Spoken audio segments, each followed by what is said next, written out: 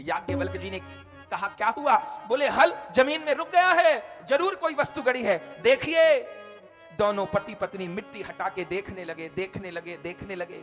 जैसे जैसे मिट्टी हटाते थे ऐसा लगता था एक सूर्य तो आकाश में है, एक सूर्य धरती के अंदर है। प्रकाश निकल रहा था धरती के अंदर से, और जैसे हटाया तभी एक मंजुषा मिली, और उसी समय वहां से नित्य किशोरी रूप में सीता जी प्रकट हो गई। देवताओं ने फूल बरसाए, जय जयकार की। कहिए जनक नंदनी सिया सुकुमारी जय हो। पहले नित्य किशोरी रूप में प्रकट हुई, जनक सुनैना जी ने स्तुति की। उसी समय नित्य किशोरी ने छोटी बालिका का रूप धारण कर लिया, रोने लगी। सुनैना जी देख के विभोर हो गई। मेरे पुत्र तो था, पुत्री की बड़ी अभिलाषा थी, वृद्धावस्था हो गई, सोचती थी अब मेरी गोद में बेटी तो नहीं आएगी।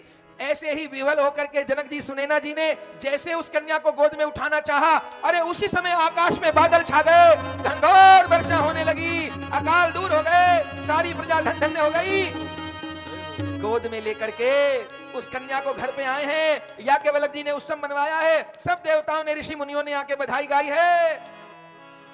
और नाम क्या रखा है याज्ञवल्क्य जी ने? हल के सिरे से जिनका जन्म हुआ हो, जिस हल के सिरे से सीता जी प्रकट हुई सो कहलाई सीता।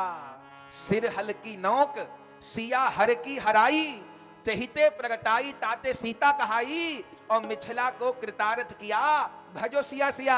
थोड़ी देर बधाई गाइए। राम रघुवर की प्राण प्रिया भजो सिया सिया।